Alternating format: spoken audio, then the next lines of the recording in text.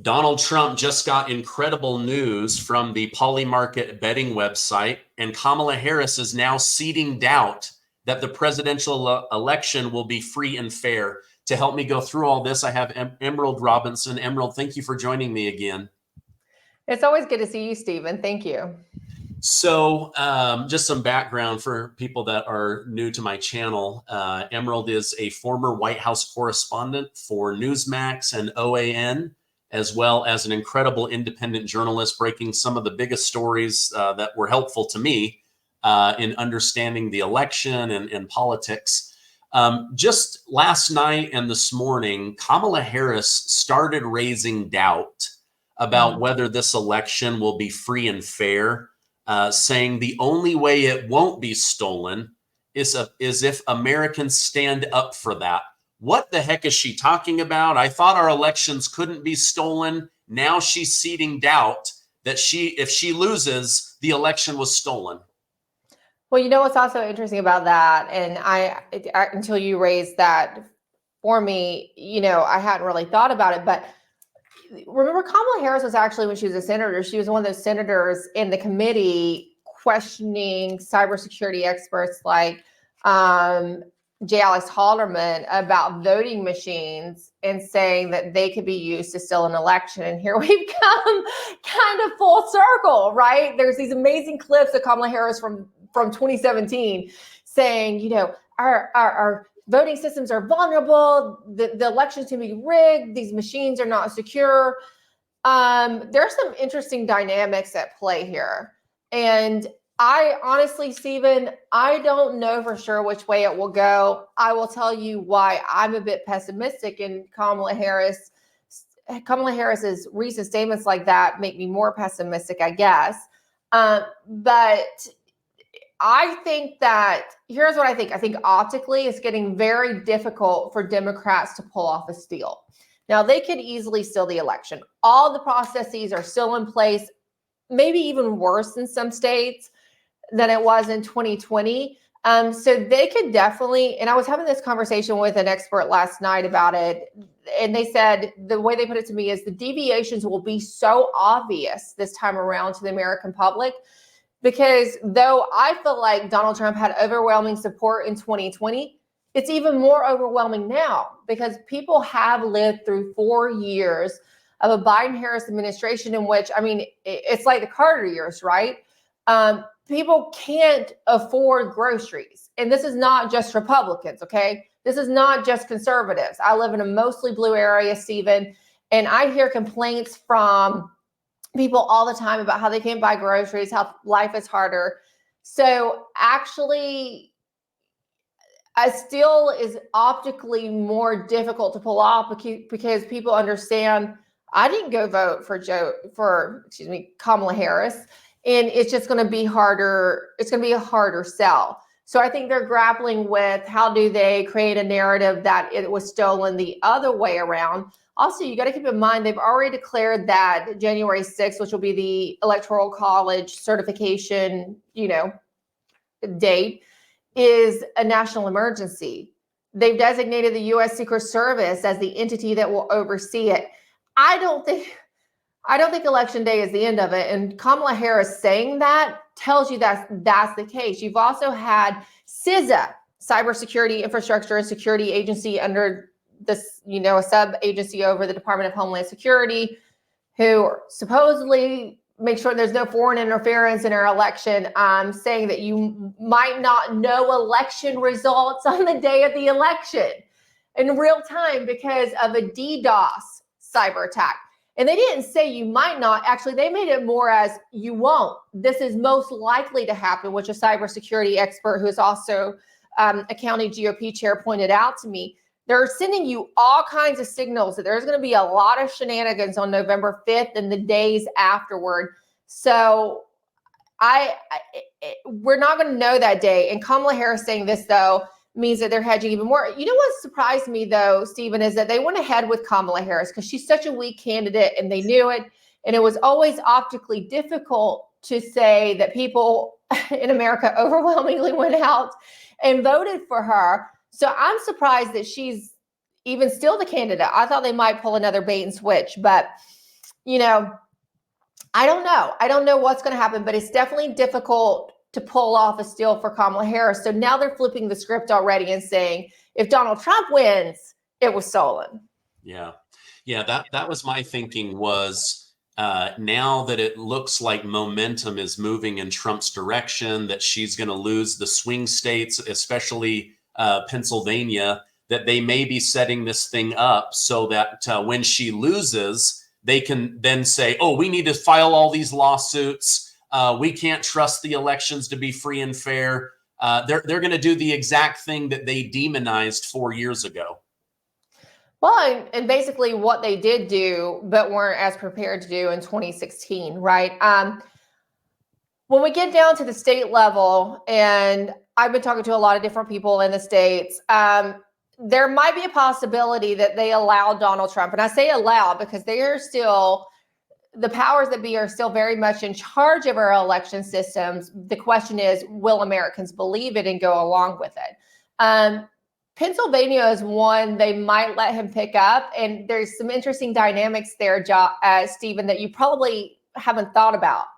Remember, Josh Shapiro, the current governor, the former attorney general, was a vice presidential pick, hopeful for Kamala Harris. Well, they passed over him. Some said it was because he was too Jewish for the Democrat Party, and they would have a Palestinian problem on their hands.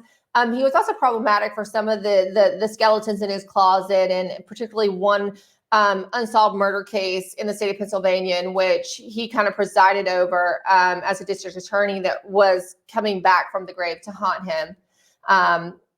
So he is a bit sour on that. Josh Shapiro was very instrumental in the steal in 2020, as he was in some shenanigans that went on in 2022. I have heard that he's not willing to play along this time because he understands that if there is an 8-year reign of Kamala Harris, that's detrimental to his own presidential aspirations or political aspirations. So he's not as willing to play ball as the governor of the state. So I think that's why you're seeing some of the better odds for Donald Trump there. In Georgia, I understand the early voting numbers have looked very good for Republicans. Here's my concern about Georgia, Stephen, is that we just had a ruling recently from Judge McBurney in regards to the rules that were enacted, that were voted on by the State Election Board of Georgia, that would have forced county clerks and precincts to reconcile the vote by the day. What does that mean? That just means that they have to make sure that the number of voters and the votes add up and that everything seems kosher, which you think is their job. But according to Judge McBurney, it's not. And in fact, that they must certify the election, even if they think there's problems. Even if they don't really want to sign their name on the dotted line and attest to this being totally fine, they are forced to certify. Now, why would Judge McBurney need to do that, right?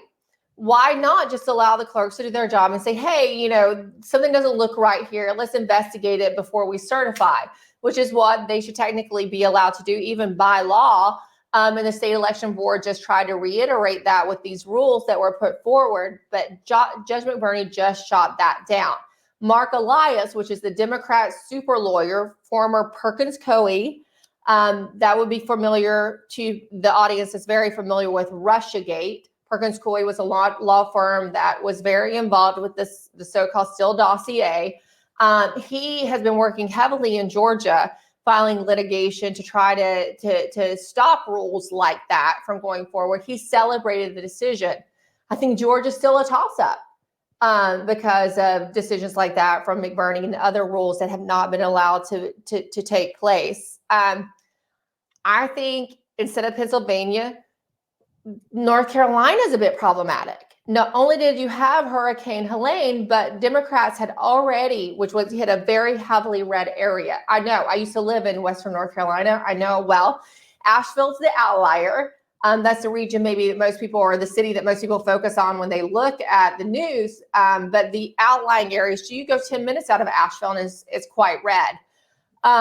they've been hit really hard. Voting's going to be a little bit difficult. I know that they're trying to get some infrastructure there to make sure that these people can vote, but you're probably going to end up with a lot of disenfranchised voters from the after effects of Hurricane Helene. But even prior to that, Democrats were creating a narrative about North Carolina that I saw with Georgia in 2020, which makes me think that they are looking at North Carolina as a Kamala Harris state, right? Mm-hmm. Which we would not think would technically be in play. But if you watch MSNBC, if you watch CNN, they say, oh, she's gaining ground there.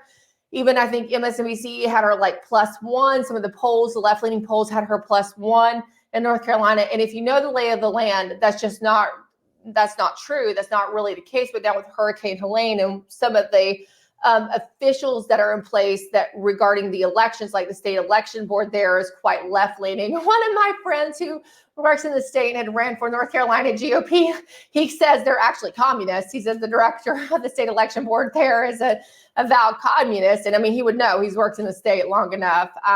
So I think North Carolina is problematic. I think Arizona is still very problematic for Donald Trump. So I think we're going to have a lot of contested states following the election. This might surpass chaotically 2020, which sounds crazy, right? Yeah, no, I agree. It could be. What do you? Let me put this up on the screen here, and let's look at this together. So this is the betting site Polymarkets. Over the last 10 days, Trump has gone from up 5 to up 9 to up 15 to now up 20. They say it doesn't matter who votes, it matters who counts the votes. But from the American people willing to put up money, momentum is swinging in Donald Trump's favor. What do you make of these betting websites compared to polls? And why do you think momentum seems to suddenly be breaking in Trump's favor? Well, there's a number of reasons as to why it's breaking in Trump's favor, because there is no good news that comes out of the Biden, really Harris now administration at all on any given day. Like I said, people are not faring well. People have seen what has happened in Western North Carolina, North Georgia, East Tennessee. You name it, by the day, the conflicts, the increased conflict, in the Middle East, there's just no good news on any given day. The continued persecution of Donald Trump has only aided him in his publicity, right? It's been a pretty good publicity push for him. It continues to be. The assassination attempts, though I don't think the campaign has really messaged so well off of those. I think that they could have done more. It still benefited Donald Trump. And Kamala Harris is just a terrible candidate. She is terrible. She had a great debate. She's a terrible politician.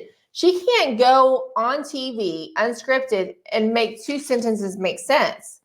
And even in their friendly media like MSNBC, it's hard to portray her in a positive light. She's just she's even worse than Joe Biden, which I did not think was possible. And it's kind of surprising because she was Obama's pick in 2020. But she didn't garner but 6% of the support in their primary. And so they had to sell her. They had to tack her on to Joe Biden. I think the Obama team was really surprised at how bad she was at being vice president and how they couldn't even spoon feed her the messaging and her go out there and deliver it.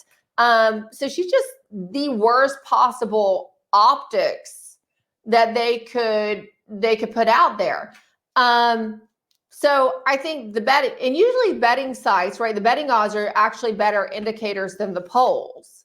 The polls are totally rigged. And it is interesting that the polls are also largely favoring Donald Trump. And you wonder, well, I know how they do their polls.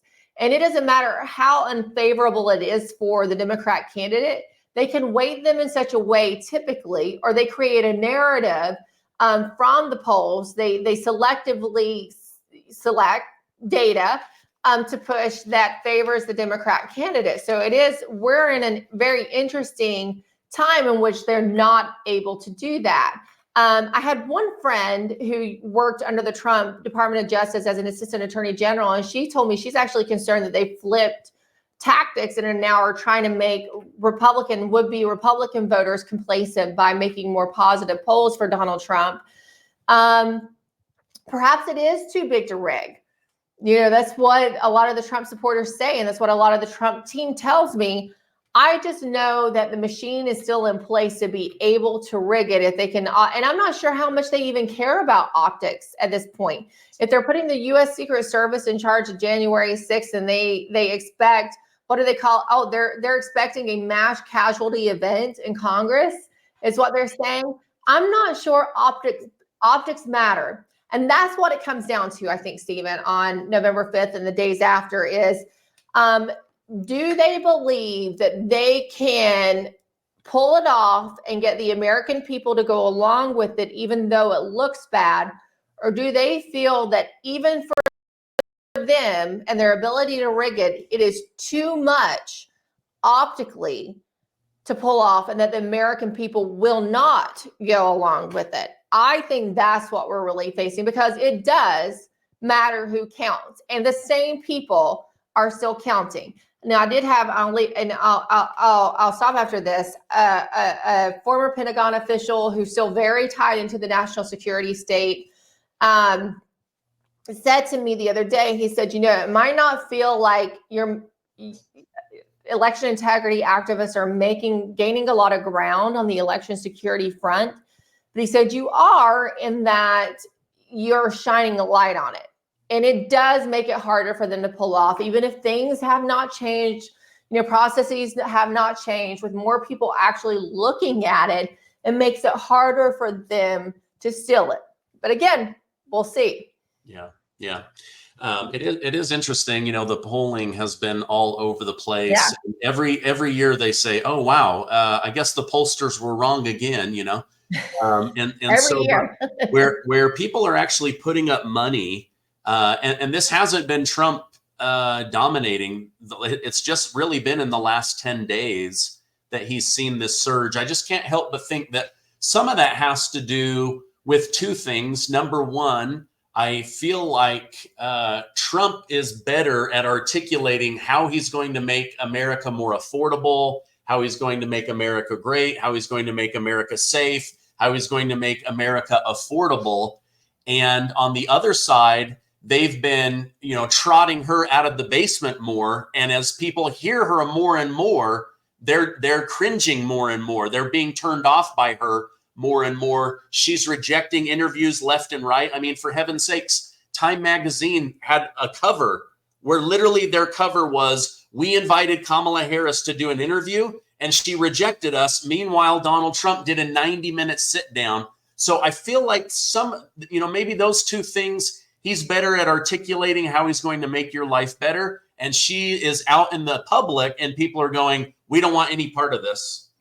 Well, it's not just the articulation of the policy. It's that people remember 4 years under Donald Trump.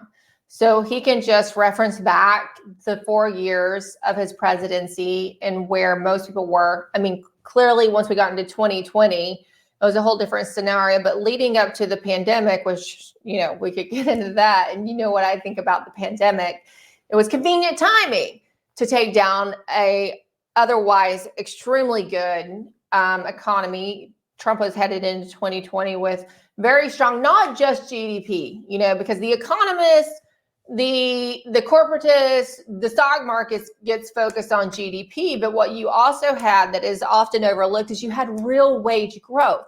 And when you're talking about real wage growth, that means an average American who's working in a regular job actually feels like they have more purchasing power based on the income they earn, right? Because they're actually earning more income and they have more disposable income to spend oftentimes than just when they're getting paid a little bit more, but also the prices have went up, right? Which is, we're seeing now the prices have just went up exponentially under the Biden-Harris administration. So people understand what they're experiencing now.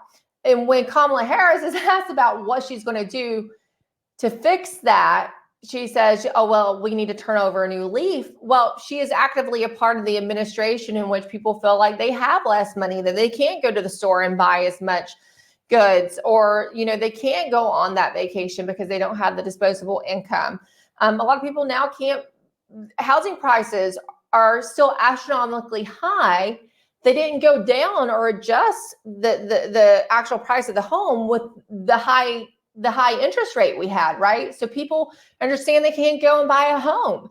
And when she's asked about it, she says, well, I was raised in a middle-class household. And then she goes on about being middle class, and she has no examples of how she's going to change that, how she's going to fix it. And so, yeah, I mean, people understand they're just not better off, and they actually have two real world examples. It's not hypotheticals. There's two real world examples to compare apples to apples. Yeah.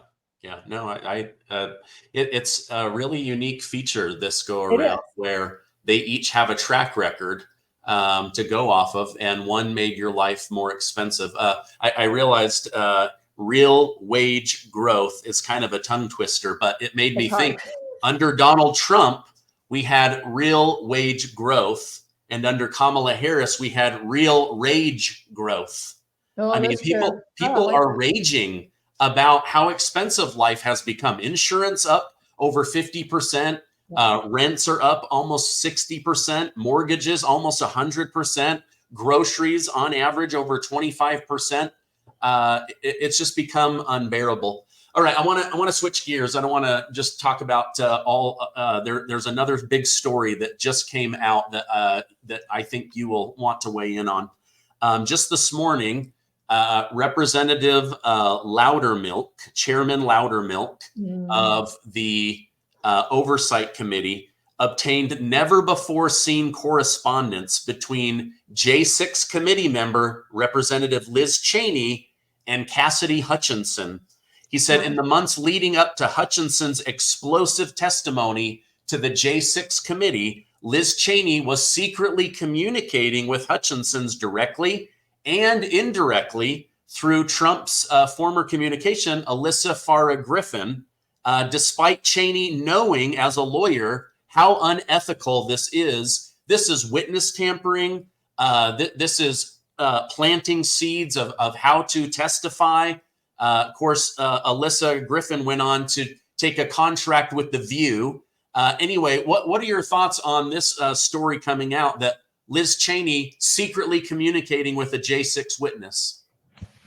I'm glad you asked me about that. I did see those text messages, and it wasn't surprising to me, right? I don't think it's surprising for most people, other than maybe MSNBC viewers who won't see this anyway because they're not going to actually cover it, or CNN, who also gave a contract to Alyssa Farah, and now Alyssa Farah Griffin. I knew her as Alyssa Farah. This is what we knew was going on behind the scenes, honestly. It was very obvious at the level of coordination. And if you saw Cassidy Hutchinson's testimony before the J6 committee, it was obviously very scripted. And then it was discredited not very long afterwards. And honestly, I was a little bit shocked at how quick the Secret Service was to discredit her testimony, because there's a lot of questions I have about Secret Service on that day. And their text messages have still not been made available, or they say they're deleted from that day or whatever. But you knew that Liz Cheney had been coordinating with Cassidy Hutchinson. Here's what happened. And you might know this, maybe you talked about this, I don't know, but Cassidy Hutchinson was a former Trump staffer. She tried to get a job post transition in Mar-a-Lago. She wasn't one of those from a wealthy household who had anyone to get her a lawyer. She asked for help to have a lawyer help her with the J6 committee questions and their interviews, and no one was there for her. So she was an easy target for Liz Cheney to channel Alyssa Farah to enlist in their effort. What she did was absolutely wrong. It's pretty safe to say now she lied before the J6 committee, and she obviously did so because she had a little bit of coaching from behind the scenes and encouragement, right, from Committeewoman Liz Cheney. Alyssa Farah is also an interesting case in this. I've met a lot of opportunists in DC, Stephen. Alyssa Farah might be the least actually talented but greatest opportunist I've ever actually met in the swamp. And that is saying a lot. I met her when she was the spokeswoman. She was newly minted spokeswoman for Mike Pence. I had no idea at the time how problematic his office was, but she fit right in there. And she approached Cassidy Hutchinson because they had both come from Mark Meadows' world, right? And Cassidy was an easy target. Alyssa knew that. Alyssa took advantage of Cassidy being an easy target because she didn't have money to deal in this congressional power world. And I've seen these congressional hearings, these congressional probes bankrupt many good people.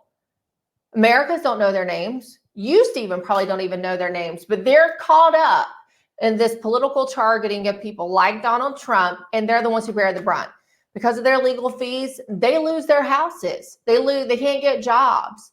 Their families have to sell out their goods. They have to move. I particularly can think of many people from Russiagate that you wouldn't know their names. And Cassidy Hutchinson was one of those people who didn't have the means to stand up for herself, and she was an easy target. And Alyssa Farah knew that, and she helped enlist her for Liz Cheney's cause.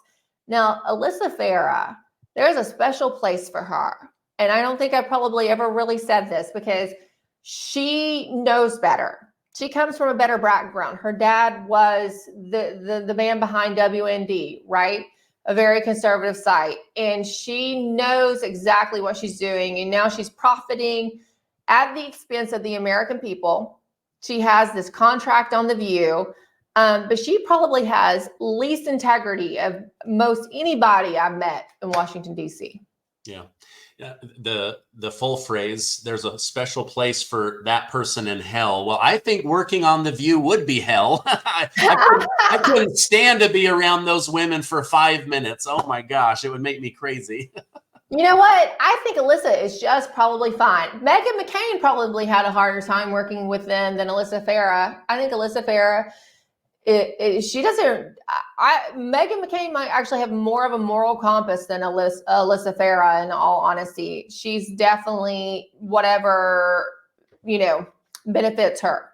I think she'll be just fine with Whoopi and Joy. But you know what? It is interesting. This just shows how much they wanted to go with someone who hated Donald Trump as opposed to any really talented conservative, even someone who might not. I mean, you had options. The View had options where they could have went with a lady who was not perhaps, was critical of Donald Trump. They didn't have to be a Trumper. You had options out there, but a little more intelligent and well-spoken than Alyssa Farah. Again, she is one of the least talented people and least intelligent people that I have ever met in Washington, D.C. But she has risen to heights I would have never imagined when I met her. And we have had mutual friends for over a decade. So this is quite something else to see her on The View. But they definitely wanted someone that hated Donald Trump so much. They were going to forego someone who's good on TV because she's really not great on TV. And they were going to forego someone who was really an intellectual, right? Which I wouldn't say the ladies on The View were intellectual. But the other conservative women have been much better and articulate than Alyssa Farah, but they wanted somebody who has such, exhibited such Trump derangement syndrome. And you know what? I actually don't think Alyssa has true TDS. Like, I don't think she really thinks these things about Donald Trump, as opposed to some people like Meghan McCain, who I think really has TDS and who thinks this about Donald Trump. Alyssa's just an opportunist. This is what she saw. She knew that this would financially benefit her and benefit her career. And there she goes. Yeah. All right. Final question. I appreciate you coming on. Donald Trump was right once again. During the ABC debate, David Muir decided to fact check Donald Trump when he said that crime statistics have actually gone up. He said, no, you're wrong, Mr. Former President. They've actually gone down under Kamala Harris. The FBI has revised their crime statistics and released them in the last day, showing crime actually went up by 4.5% when they were originally claiming it had gone down by 2.1%. Why would the FBI be lying about crime statistics? Is this like the jobs number where they just revised them because at some point they had to tell the truth, but in the meantime, along the way, they could help Joe Biden look good, like he was creating all these jobs, help Kamala Harris look like there was less crime? Why did Peter Strzok, a former FBI employee, have an insurance plan should Donald Trump be elected in 2016? The FBI is absolutely a partisan political operation, and they exhibit that every chance they get. And this is just another example of their partisanship and their politicization. Okay. Well, I mean, it seemed to work along the way, right? Wall Street saw a nice bump when they lied about the jobs. David Muir got to fact check. They got that soundbite. But now the truth is coming out, right before the election that Trump was right. Just like the Hunter Biden laptop, right? Where the FBI withheld that information. Bill Barr, Trump's attorney general, withheld the information to benefit Joe Biden. And then all the news organizations played along. We all knew it had been independently verified by multiple entities well prior, we knew that within days of it coming out prior to the November 2020 election, but everybody pretended that until they didn't have to pretend anymore. And then because they want to keep some level of credibility, right? Though they've lost all credibility, they just have to keep some level of it when it doesn't matter anymore. And they say, oh yeah, well, that was right all along. And see, we're on the right side of this. Yeah. Oh gosh. So they live to lie another day. Live to lie another day. That sounds like a great James Bond video title. Emerald, thank you so much for coming on. I know how busy you are with multiple interviews, running your own show. If people want to follow you online, where can I send them? I always say the best place to follow me is on my Substack at emerald.tv. That's where I include most of my commentary and investigative reporting. We've also started a new subsection that is called Project Sentinel. And people often ask me, well, what can we do? How do we understand the national security apparatus of our country? And this is written largely, they give me notes, and then we put it on the Substack. We rewrite it in a narrative form that people can read more easily. But these are from deep sources within the national security community. And they have very strong suggestions for how we save our constitutional republic. So that is at my emerald.tv Substack as well. You can always find me on X at Emerald Robinson, or I say always, you can find me for now on X at Emerald Robinson. Hopefully that remains true in the future as well. And you can watch my show every day at 8 p.m. Eastern on frankspeech.com, or download the app from the App Store of Frank Speech. Okay. I will put those down below. Thank you for coming on. I hope you have a great rest of your day. Thank you. You as well, Stephen. Thank you as always.